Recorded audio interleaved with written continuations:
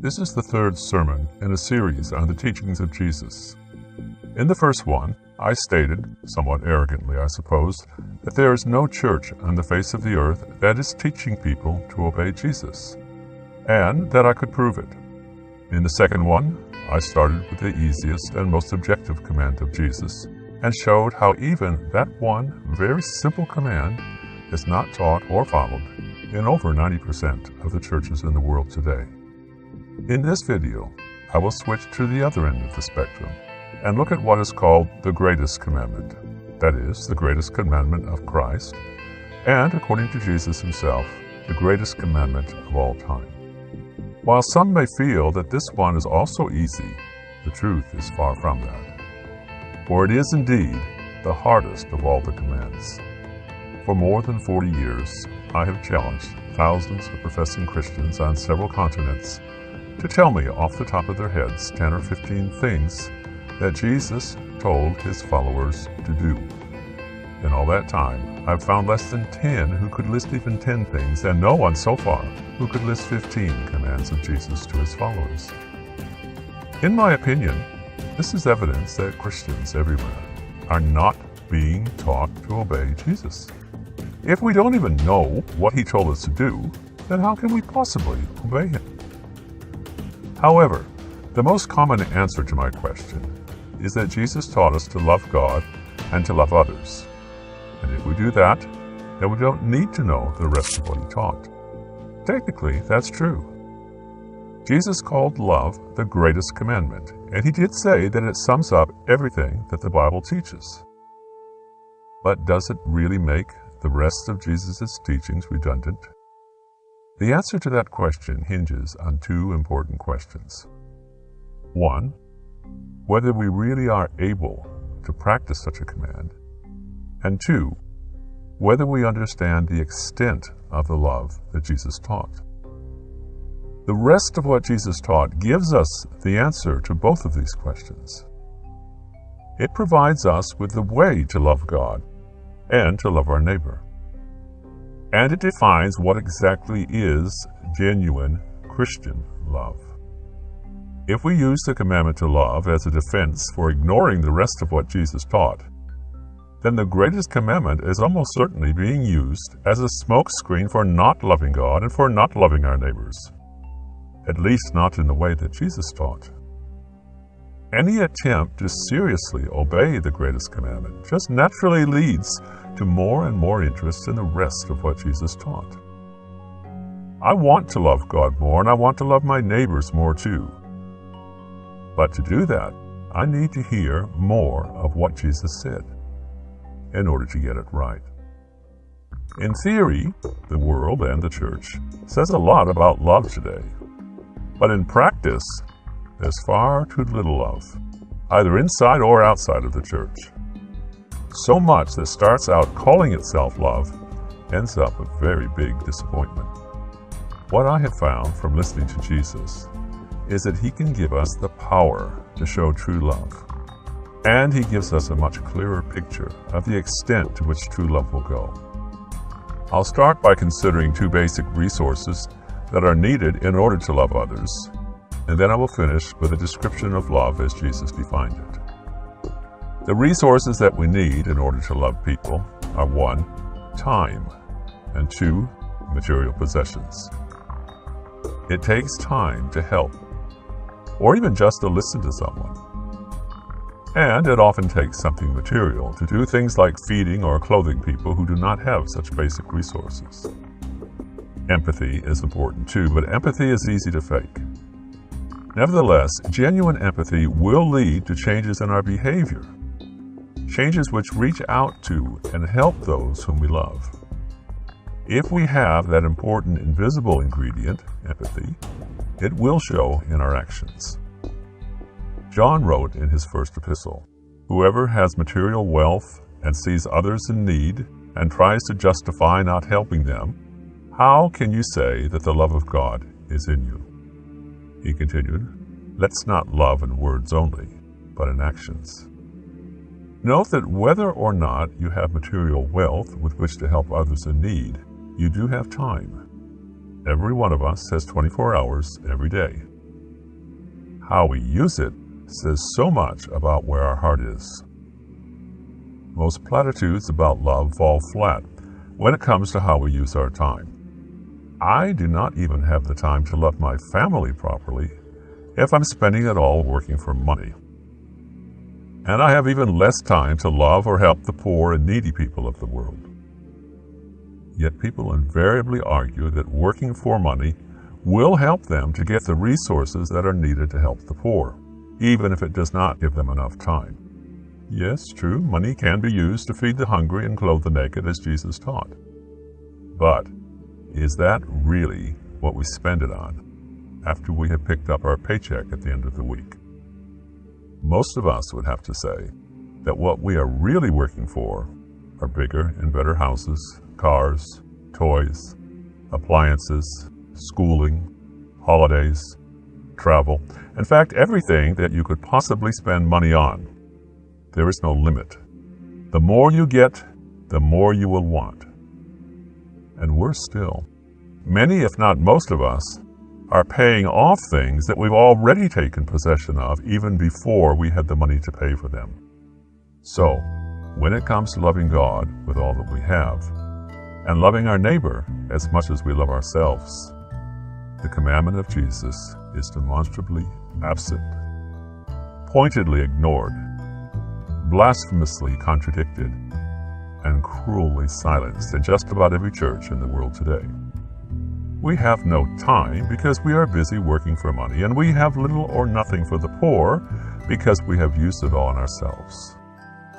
In contrast, Jesus said to his followers, "Sell what you have and give the proceeds to the poor." Now I ask you, is anyone teaching that? Yes, everyone is saying that we should love our neighbors as we love ourselves.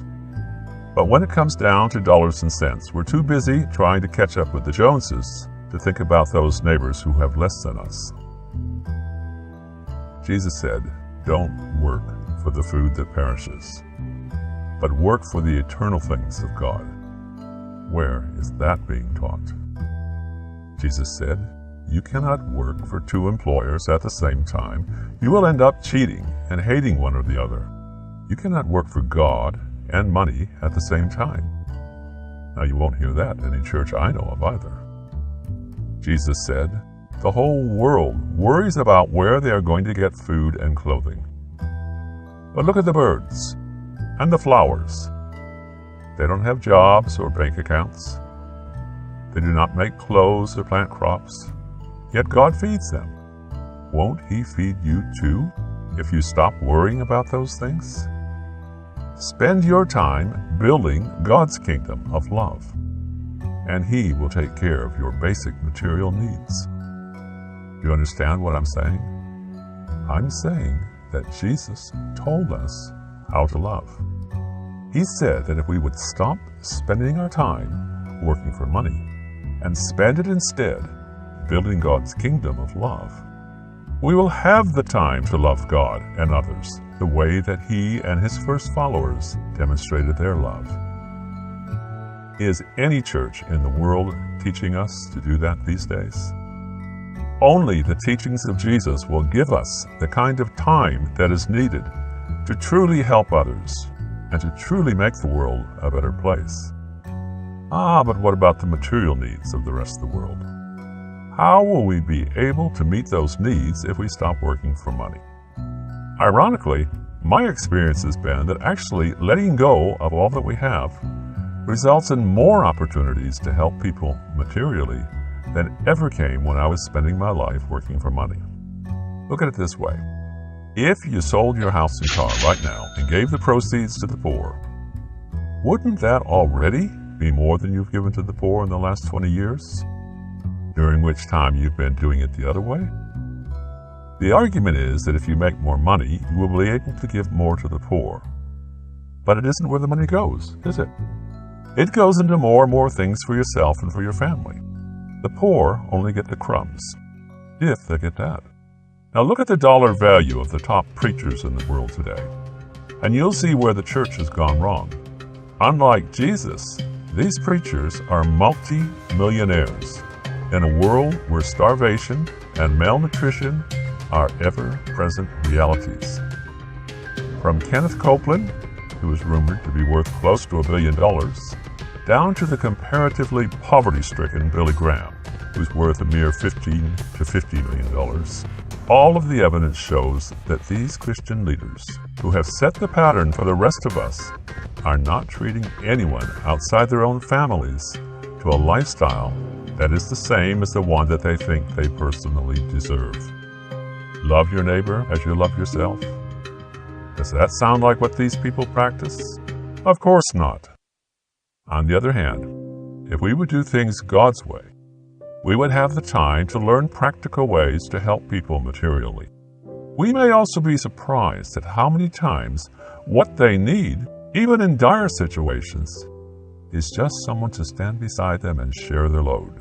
In one way or another, we may be able to help them create real wealth at the same time that we redistribute the resources that are now available by sharing everything we have with them. All of these actions would, according to Jesus, represent wealth that has been laid up in heaven, where it will never be lost. Now, let us look at the quality of the love that Jesus was talking about. In fact, we have already been doing that just by observing how he and his disciples lived. But it goes farther than that.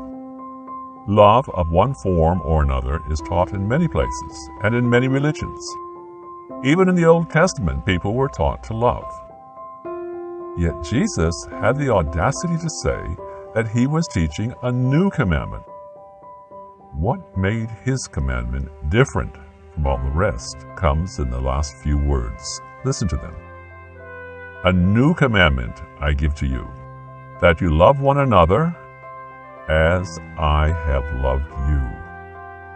There are so many ways that love can be expressed, but Jesus expressed it in its fullness, choosing to love even the people who tortured him to death. If you love those who love you, he said, what reward should you get for that? Even the heathen do as much. But I say unto you, love your enemies, and pray for those who persecute you. No other religion in the world teaches such love. A Jewish friend of the famous writer Leo Tolstoy admitted that Judaism does not teach such love. But he added to Tolstoy, who was a Christian, your religion may teach it, yes, but who practices it? When it comes to practice, you Christians are no better than us Jews. And this is exactly the point that I wish to make in this series of sermons. From the smallest command, call no man on earth Father, to the greatest, love God and your neighbor. Disobedience within the so-called Christian churches is virtually universal, and nothing, not one little thing, is being done about changing it. The hierarchy and the masses react as one against anyone who dares to promote the teachings of Jesus. Well over 90% of so-called Christian churches go so far as to officially teach that it is okay to kill your enemies, as long as you do so under the leadership of the country that you live in. There are good brethren who hold that it would be wrong, sinful, to take the life of another person, even in self-defense. And some of these are people that I love and I highly regard. But I come to a different conclusion when I read the Scriptures. Most of them will tolerate members who think otherwise, but even that tolerance disappears quickly if pacifist members start teaching other members to boycott war. The same restrictions are not there with regard to the warmongers glorifying and glamorizing war and making saints out of the troops we send to do the killing for us. They pray for victory on the battlefields and they ask God to bless their bombs as though He is on their side and no one else's. The armed forces provide employment to thousands of full-time Christian teachers and priests from almost all denominations. Religious leaders who can be trusted to inspire the troops to go out and kill for God. Can you imagine what would happen if you had an army chaplain teaching the troops to love their enemies? Do you see the truth in what I'm saying?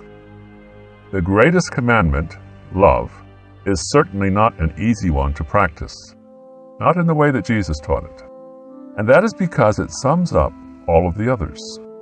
The greatest commandment is by far the hardest. We have become used to letting the word love roll off our tongues so sweetly and naively without ever really counting the cost of what it means to love our enemies.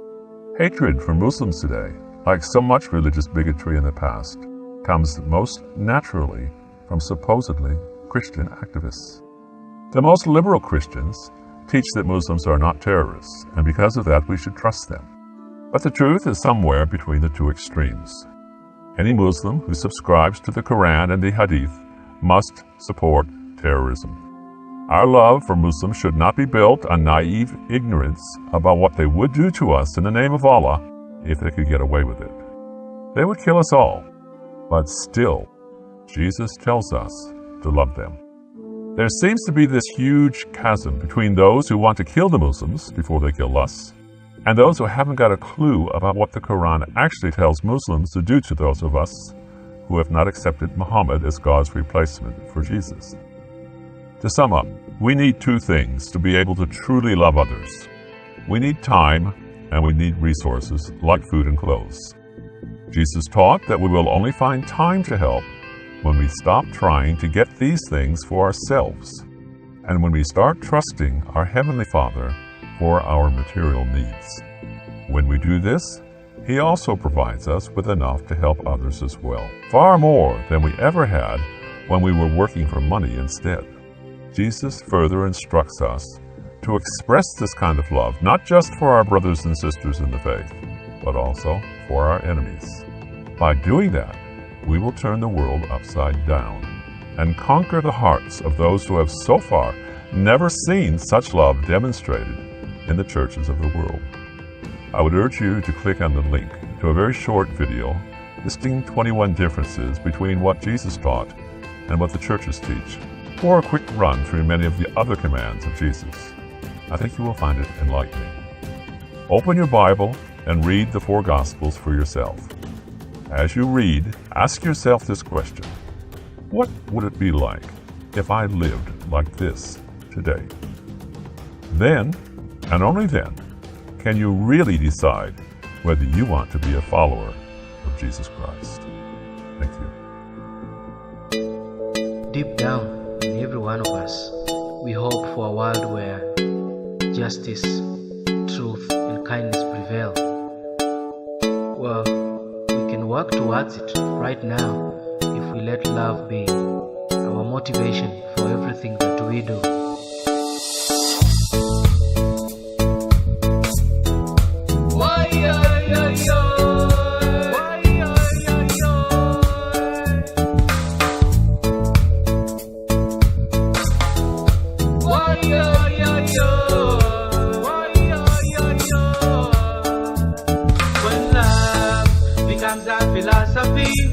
There be an end to dishonesty. Everyone will speak truth with their neighbor. When love becomes our philosophy, there be an end to hypocrisy. Our love will shine through our behavior. When love becomes our philosophy, becomes our philosophy, becomes our philosophy. Picture a world when all children are starving, 'cause everybody shares their bread. Picture a world without any money, where people work for love instead. You and I, we can make it happen if we make today become the day when love becomes our philosophy. There be an end to dishonesty. Everyone will speak truth with their neighbor. When love becomes our philosophy, there be an end to hypocrisy. Our love will shine through our behavior. When love becomes our philosophy, becomes our philosophy, becomes our philosophy. Picture a